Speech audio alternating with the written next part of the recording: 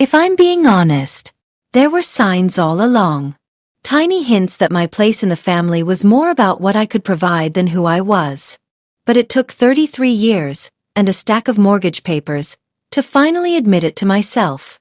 It started with a phone call on a Wednesday evening.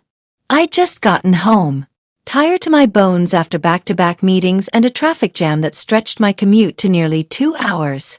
My phone buzzed in my coat pocket as I set my keys on the counter.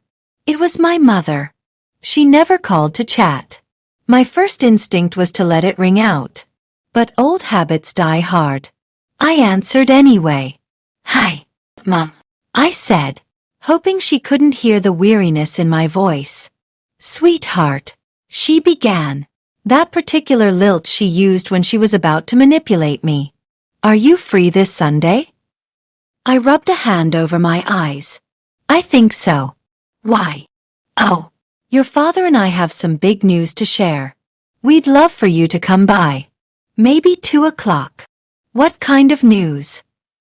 "It's wonderful," she said breezily, ignoring my question. "You'll see. Don't be late." Then she hung up before I could press her further. I stood there with the phone in my hand, heart beating a little faster. Wonderful news. That phrase had always made me nervous. On Sunday, I drove to their house in the kind of late winter drizzle that soaks into your bones. As I parked at the curb, I caught a glimpse of Lauren's car, newer, shinier, the one Dad had helped her lease. Of course she was here. I climbed the steps, pausing to wipe my feet on the mat. I could hear voices inside, low and expectant. I told myself it was probably harmless. Maybe they were finally downsizing, selling the house, moving somewhere warm. Maybe. I knocked once, then pushed the door open. My mother met me in the entryway, her smile wide, eyes bright. "You're right on time," she said, pulling me into a hug. Her perfume clung to my hair. "Hi," I murmured, gently pulling away. Dad was in his armchair, a thick manila envelope in his lap. He didn't stand. Lauren was perched on the sofa, legs crossed neatly. She glanced up at me with an expression I couldn't quite place, something between pity and triumph. "Come in," Mom urged. "Sit down. We're so glad you're here." I took the chair across from them, feeling my stomach twist. Dad cleared his throat. "Your mother and I have been thinking a lot about the future," he began, in that slow, serious tone he reserved for lectures. I waited, dread pooling in my chest. "And about fairness," Mom added. "About making sure everyone in the family has what they need." Lauren's eyes flickered to mine. She didn't smile. Dad held up the envelope. "We did something important this month. Something that will set Lauren up for the next phase of her life." I swallowed. "What did you do?" Mom reached over, laying a hand on Lauren's knee. "We bought her a house." The room seemed to tilt sideways. "You what?" "We bought her a beautiful house," Dad said evenly. 3 bedrooms, a big yard. She's moving in next week." I tried to find words. "That's big news." "It is," Lauren said, her voice soft, almost apologetic. But she didn't look sorry. Not even a little. I sat back in the chair. "Well, congratulations." Mom smiled as if I'd given the right answer on a test. "Thank you, sweetheart. We knew you'd be happy for her." Dad set the envelope on the coffee table, sliding it toward me. "And now," he said calmly, "we need to talk about your contribution." "My contribution?" Mom tilted her head. "You've always been so responsible with money. So good at saving." Something cold settled in my chest. What does that have to do with anything? Dad opened the envelope and pulled out a stack of crisp documents. "The mortgage," he said. "We covered the down payment. It's only fair that you take over the monthly payments." The words were so absurd that for a moment, I actually thought I'd misheard. "You Expect me to pay for Lauren's house? Lauren uncrossed her legs, her expression carefully blank. You're in a position to help, she said softly. I looked at her, then back at my parents. I never agreed to this, I said, my voice shaking. Mom's smile didn't waver. Family supports family. I have supported this family, I whispered. Every time you needed something, I was there. When Lauren defaulted on her credit card, I paid it off. When the car broke down, I lent you the money. That's ancient history, Dad snapped. It was 2 years ago. He set his jaw. And you were happy to help then. Because I wasn't being cornered into signing away my future. Mom leaned forward, eyes glistening. Don't do this. Don't make this about yourself. Your sister has struggled. She deserves stability. And I don't. I said hoarsely. Does it matter to you that I've worked every day of my life to build what I have? Lauren's voice rose, brittle and high. You always think you're better than me. You always have. I turned to her, stunned. This isn't about that. This is about the fact that you expect me to pay for your house. Her lip curled. You can afford it. That's not the point. Mom wiped her eyes. We're asking you for help, not a handout. No, I said. You're telling me what I have to do. That's not the same thing. The silence that followed was thick and sour. Dad's voice was low when he finally spoke. If you walk out of here without signing these papers, don't expect any support from this family ever again. Something inside me, something that had been coiled tight for years, finally snapped. I stood, my hands trembling. I think we're done here, I said. Mom gasped. Don't you dare turn your back on us. I looked at her, really looked at her, and for the first time in my life, I saw her clearly. Saw the way she'd always measured love in units of sacrifice. Saw the way she'd always assumed I would say yes, because saying no meant I was ungrateful. I took a step back. I'm sorry you feel that way, I said quietly. But I won't sign. Lauren's eyes filled with tears. You're going to ruin everything. I opened the front door. I guess that's not my problem, I said. And I walked out into the cold drizzle, feeling the weight of 1,000 expectations sliding off my shoulders. I'd imagined that walking out of that living room would feel like the end of something. And in a way, it was. But I hadn't realized that endings don't always come with relief. Sometimes, they're just the beginning of something harder. The first 2 days were quiet. I almost let myself believe they'd accepted my answer, that the silence was surrender. But on Tuesday morning, I woke up to 3 missed calls and a voicemail. Sweetheart, my mother's voice began, her tone carefully soft. I don't know what came over you. This doesn't have to be complicated. Just call me back. I didn't. At work, I sat at my desk, trying to focus on the spreadsheet in front of me, but my mind kept drifting back to that folder. That moment Dad pushed it across the table like it was inevitable. Like I had no right to say no. By lunchtime, another voicemail arrived. This time, Mom's tone had sharpened. I hope you realize you're tearing this family apart over something that should be easy. You're making everything harder than it needs to be. I put my phone face down on the desk. I didn't answer. That evening, I called my friend Erica. She was the only person I trusted to say it straight. When she picked up, I didn't bother with small talk. I think my parents are trying to extort me. She paused. Tell me everything. I did. I started from the phone call, then the living room. Every word Lauren had spat at me. Every guilt-drenched plea from my mother.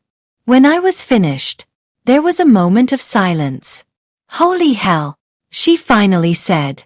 They really think you're an ATM. I keep wondering if I'm overreacting. My voice sounded small, even to me. You're not, she said firmly. They bought your sister a house and expect you to pay for it. That's not normal. That's not love. That's entitlement. I pressed the heel of my hand to my forehead. What am I supposed to do? You already did it, she said. You said no. By Thursday, the calls had multiplied. 6 from Mom, 4 from Dad, 3 from Lauren. I didn't answer any of them. That night, as I was loading the dishwasher, my phone buzzed again. Lauren. Against my better judgment, I picked up. What do you want? I asked. No energy left to pretend civility. Her voice was calm. Too calm. You're making this so much harder than it has to be, she said. I'm not the one who decided I should pay for your life. I snapped. You don't understand what you're doing, she continued, as if I hadn't spoken. You're embarrassing Dad. Everyone knows he helped me. And everyone will know you refused. Something in my chest went cold. Are you threatening me? She sighed. No. I'm telling you. This will get ugly if you don't reconsider. I'm not signing, I said, and hung up before she could respond. My hands were shaking as I put my phone down. It wasn't just a demand anymore. It was a warning. Friday morning, Mom showed up at my office. I was in the middle of a meeting when my assistant poked her head in.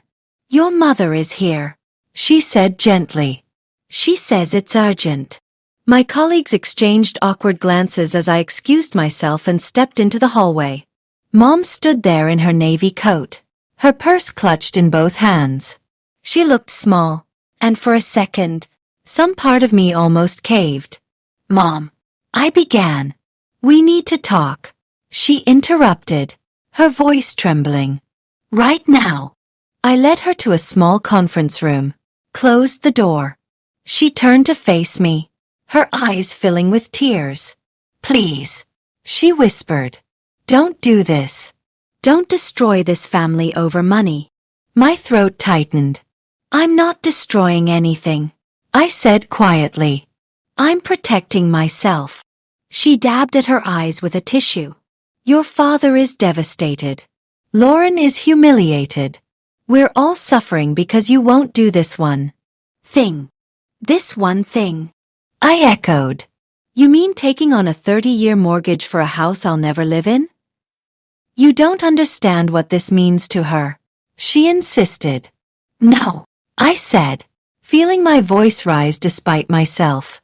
You don't understand what this means to me. You're asking me to give up everything I've worked for so Lauren can play homeowner. Mom shook her head. You're being selfish. I laughed. A small, bitter sound. Selfish? You want me to be financially chained to your decisions for the rest of my life. Her face hardened. If you walk away from this, don't bother coming back. I swallowed the ache in my chest. I'm sorry, I whispered. But I can't. I walked past her, out of the conference room, past the receptionist's sympathetic look. And I didn't look back. That night, the silence in my apartment felt heavier than ever. I curled up on the couch, blanket pulled to my chin, staring at the ceiling. Was I the villain they claimed? Was I heartless for not wanting to surrender everything I'd earned? The questions circled in my mind until dawn. Saturday morning, I woke to a new email. Subject: formal notice of intent to pursue legal action. I opened it with numb fingers. Inside was a scanned letter from a lawyer. They were suing me for $350. 000. I don't know how long I sat there staring at that email. The words blurred together. Black letters swimming across my laptop screen. Notice of intent to pursue legal action. Breach of verbal contract. Damages in the amount of $350. 000. My first thought was that this had to be some kind of sick joke. That maybe Lauren had found a way to punish me that would hurt the most. But as I read the letter a second time, and then a third, the sick dread settled deep in my gut. They were serious. The phone rang a minute later. I didn't need to check to know who it was. I pressed decline. It rang again. And again. Until finally, my voicemail filled up and the phone stopped ringing. For a moment, I just sat there, the cold morning light spilling through my blinds, listening to the muffled hum of traffic outside. And I felt something break. I'd always known my parents loved Lauren more. Not in the way of fairy tales, where the wicked stepmother coddled her own child and starved the other. No, this was subtler. It was the way Mom always said, "She needs us more," when Lauren blew through her money. The way Dad said, "She's just finding herself," every time she failed out of another program. The way they'd look at me, steady, employed, dependable, and say, "We don't have to worry about you." And for years, I'd let that comfort me. I'd told myself I was the lucky one.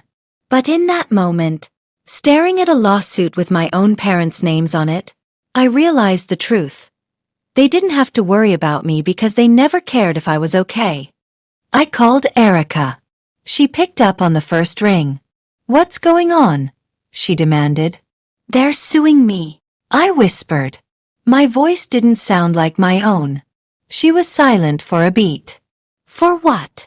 For not taking over the mortgage," I said, wiping a tear off my cheek. "They're claiming I promised to pay." "You didn't." "I know," I said. "But that won't stop them from trying." She exhaled sharply. "All right. You need a lawyer." "I don't even know where to start." "I do," she said. "I have a friend who's a litigator. I'll text you her number." "Thank you." My voice cracked. "Hey." She softened. "You didn't do anything wrong. This is on them." I wanted to believe her. The lawyer's name was Kara. When I called, she answered herself. No secretary. No waiting. I tried to keep my voice steady as I explained everything. The phone call. The living room. The envelope. The threats. When I finished, she was quiet for a moment. "Have you ever put anything in writing agreeing to pay for this house?" she asked finally. "No," I said. "Good," she replied. "Then they don't have a case." "But I know it feels terrifying," she said gently. "But family or not, courts care about evidence. They don't have any." I let out a shaky breath. "Send me the documents they filed," she continued. "I'll take it from here." As soon as we hung up, I forwarded her everything. The email, the scanned letter, the string of texts. She replied almost instantly. "We'll draft a formal response. You don't need to speak to them again." It should have made me feel better. Instead, I sat on the couch, staring at the dark TV screen, feeling emptier than I ever had in my life. The next week passed in a fog. I went to work. I ate dinner alone. I ignored every call. At night, I'd lie awake replaying their voices. "You're selfish. You're ruining everything. You'll regret this." Some nights, I wondered if they were right. If maybe the only way to be good was to give them what they wanted, no matter what it cost me. But in the daylight, the truth was clearer. They weren't asking for help. They were demanding obedience. And I couldn't give them that anymore. A month later, the hearing was scheduled. It was a preliminary matter. A judge would review the complaint and decide whether it was even worth a trial. Kara met me outside the courthouse. She was brisk and no-nonsense, with dark hair pulled into a sleek bun and a portfolio tucked under her arm. "They have no documentation," she reminded me as we walked through the metal detectors. "But what if the judge believes them anyway?" I asked. She gave me a measured look. "Judges don't operate on emotion," she said. "They operate on proof. And there is none." I tried to hold on to her certainty as we entered the courtroom. My parents were already there, sitting at the petitioner's table. Dad looked stern, his jaw set in that same determined line I'd seen all my life. Mom looked tired, as though this spectacle had aged her. Some part of me almost pitied her, until I remembered she'd chosen this. Lauren sat behind them, arms crossed over her chest, refusing to meet my eyes. I sat beside Kara, my heart pounding so loudly it felt like it might crack a rib. The judge entered, an older woman with silver hair and eyes that missed nothing. She read over the documents in silence. Then she looked up. "Let's be clear," she said. Her voice was cool, even. "Do the petitioners have any written agreement signed by the respondent promising to assume this debt?" Dad shifted in his seat. "No, Your Honor," he said after a moment. "Any emails? Text messages? Voicemails confirming this promise?" Mom's eyes darted toward me. "It was understood." The judge raised one eyebrow. "Understood," she repeated. "Yes," Dad insisted. "She said she would take care of it." "Did she say that in writing?" They didn't answer. Kara stood, smoothing her skirt. "Your Honor," she said calmly, "my client never agreed to take on this obligation. The only record we have is a series of text messages indicating she refused. I've included them in the response." The judge flipped through the folder Kara handed over. Silence stretched long enough that I felt every nerve in my body pulsing. "Finally," she set the papers aside. "I see no evidence of a binding agreement," she said. "This case is dismissed." I didn't hear the rest. My heart was thudding so hard that the room blurred. Kara touched my arm. "It's over," she murmured. But when I looked over at my parents, I knew it wasn't. Not really. You'd think winning would feel like triumph. That walking out of that courtroom with a judgment in my favor would be the end of it. But as the doors closed behind me, all I felt was a hollow ache. Kara offered to walk me to my car, but I shook my head. "I need a minute," I said. My voice sounded far away. She touched my shoulder gently. "You did the right thing." I nodded, but the words didn't sink in. When she left, I stood alone on the courthouse steps, feeling the winter air bite at my skin. Inside, I knew my parents were probably gathering their things, faces tight with humiliation. I pictured Lauren trailing after them, glaring daggers in my direction. And in that moment, I realized something that would change me forever. It was never really about the money. It was about control. About making sure I knew my place. That I understood I was only as good as what I could give them. I pressed my hand to my chest, feeling the dull thud of my heartbeat. And I promised myself, quietly, fiercely, that I was done letting them decide my worth. When I finally made it home, the silence felt different. It didn't feel lonely. It felt like freedom. But the fallout was only beginning. The next day, the text started. "Lauren, hope you're happy. You humiliated Dad. Mom, you've broken this family apart. All because you couldn't help your sister." Dad didn't text, but I knew his silence wasn't forgiveness. It was something colder. I didn't reply. Instead, I blocked their numbers and turned my phone off. It was the first time in my life I'd chosen myself over them. And it felt terrifying. 2 weeks later, Erica invited me over for dinner. When I arrived, she pulled me into a hug so tight it almost hurt. "You look exhausted," she murmured. "I am," I admitted. She poured me a glass of wine, and we sat on her couch while the smell of garlic and tomatoes drifted in from the kitchen. "I keep thinking maybe I should have just signed," I confessed. "It would have been easier." "Easier doesn't mean better," she said firmly. "But I'm alone," I whispered. "They're my family." She set her glass down and took my hand. "I know, but you can't set yourself on fire to keep them warm." The words landed in my chest like a stone. I swallowed, feeling tears well in my eyes. "I don't know who I am without them," I said. Erica squeezed my hand. "Maybe now you'll find out." The next morning, I woke up to an email. Subject: final attempt. I almost deleted it without reading. But curiosity got the better of me. Inside was a single line from my mother. If you change your mind, we can still fix this. There was no apology. No acknowledgement of the lawsuit. Just another invitation to surrender. I closed the email without replying. The first few months were the hardest. Holidays came and went. I didn't get an invitation to Thanksgiving dinner. No one called on Christmas morning. On New Year's Eve, I sat on my couch alone, watching the ball drop in Times Square. I thought I'd feel regret. Instead, I felt something that surprised me: relief. No more pretending. No more smiling through gritted teeth. No more waiting for the next demand. It was quiet, but it was honest. In the spring, I decided to clear out my storage unit. I spent a Saturday sorting through boxes I hadn't opened in years. Old textbooks, photo albums, kitchen gadgets I'd forgotten I owned. At the bottom of one box, I found a stack of birthday cards from my parents. I sat cross-legged on the concrete floor, flipping through them one by one.